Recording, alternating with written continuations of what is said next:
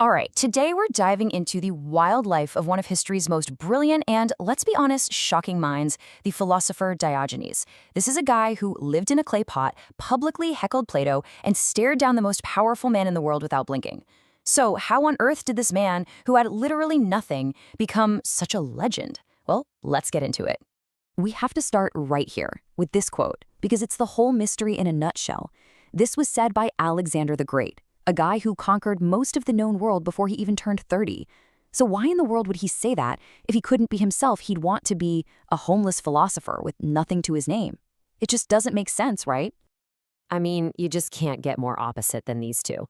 On one hand, you've got Alexander, ruler of the world, master of massive armies, all about that glory. And then, on the other hand, there's Diogenes, ruler of himself, master of nothing, and his big life quest? He was just looking for a single honest man. To really get why the king was so fascinated by the beggar, we have to go to the day they actually met. And this sets the stage for what is, no joke, one of the most famous showdowns in the entire history of philosophy. So picture this. It's 336 BCE. Alexander is a brand new king, just 20 years old, but he's already the most powerful guy in all of Greece. So, of course, everybody who's anybody is lining up to congratulate him and pay their respects. Everybody, except Diogenes. He doesn't show up. He actually makes the king come and find him. So Alexander rolls up with his soldiers and finds Diogenes just lounging, chilling out in the sun next to his home, which, by the way, was a giant clay pot. The king, who could literally give this man anything he could dream of, gold, a palace, power, offers to grant him any wish. It's the ultimate power move, a total test of character. So, what does Diogenes ask for? A fortune? Political power? Nope. His reply became absolutely legendary. He just looks at the most powerful man on the planet and says, "Just step aside, out of my sun." And with that one line, he pretty much revealed his entire philosophy. You see, with that one simple sentence, Diogenes completely flipped the script. He showed Alexander that he had something the king could never conquer, complete and total freedom. He needed nothing from him, and in that incredible moment, the beggar was more powerful than the conqueror. He just took Alexander's authority and completely dismantled it.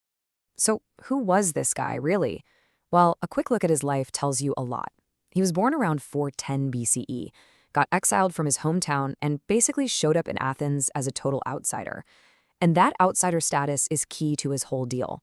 Then, in a wild twist of fate, he died around 323 BCE, the very same year as Alexander, the king he so famously unimpressed.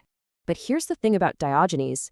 He didn't just write down his philosophy. He performed it. He turned the streets of Athens into his own personal stage. For him, arguments weren't written down, they were lived. You know, while all the other big-name philosophers were writing these long, complicated books, Diogenes thought it was all a waste of time. For him, being a good person wasn't something you read about, it was something you did, every single day, out in the open, where everyone could see you. To really get his method, you gotta look at his great rival, Plato. Now, Plato was the head of the most prestigious school in Athens, and after a whole lot of deep thought, he came up with this very academic definition of what a human being is. A bit dry, right?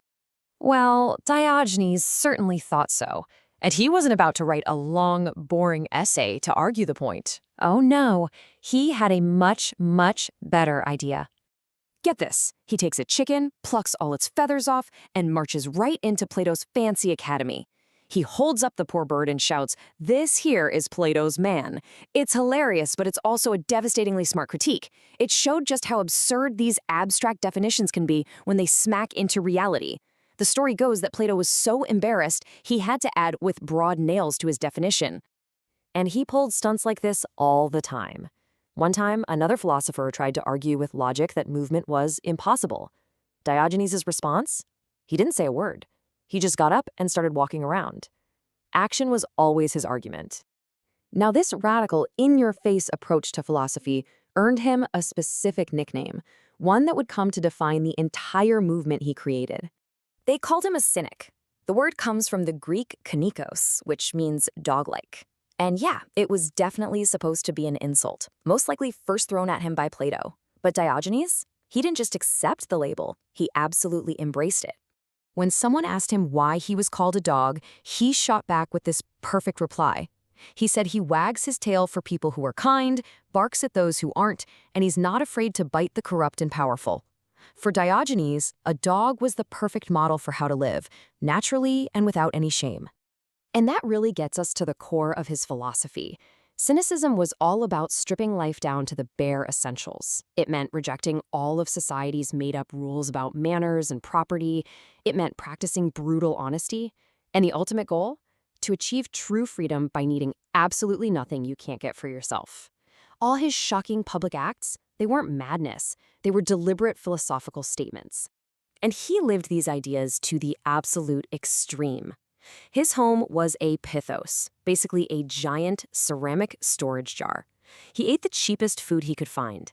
In his mind, by embracing poverty, he had freed himself from all the anxieties and worries that trap everybody else. So was Diogenes just a crazy eccentric, or was there a real, lasting point to his rebellion?